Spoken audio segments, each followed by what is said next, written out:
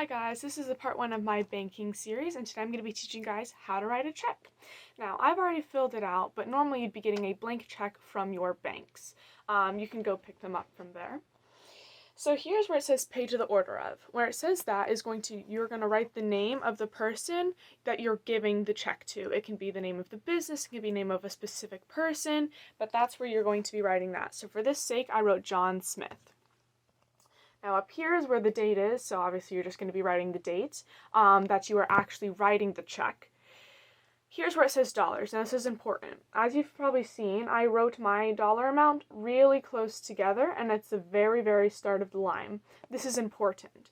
You have to write them close together and at the start, so that way other people, whether it's a banker, someone who happens to grab your check, whatever, can't write in other numbers there. So if you want to only deposit $14, you want to get it as close to that beginning of the line as possible so they can't sneak in a 1, 2, 3, 4, however much they want, and make that check deposit way more money than you are initially wanting.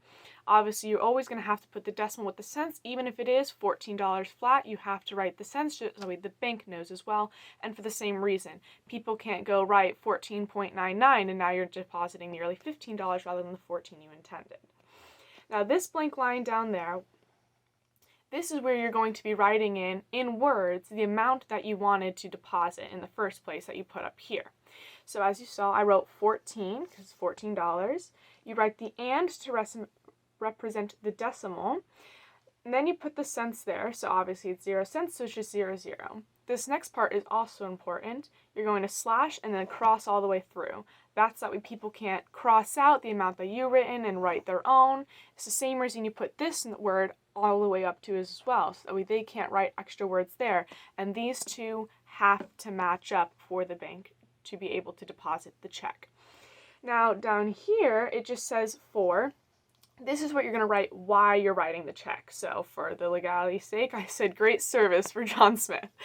So down here, this part is not absolutely necessary, but it is really nice just so that way both people receiving the check, the bank, you yourself know why this check was being written. It's just a nice way for you to be able to keep track of things.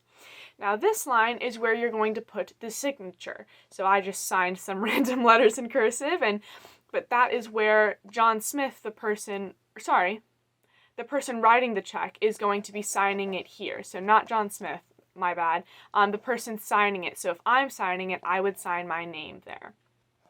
Now there are numbers down here that you've probably been wondering about. This number also correlates to the number up there. This number here, this set, the 0 through 9, this is the bank routing number. So this is, in numbers, the bank that this is going to be going to. So that's the bank, and those are the bank, code in numbers. Now this next set of numbers here is your account number, your checking account number. So that's you own personal. So that is my account number on the check. So that way this is known that that's my check, even if the signature is different.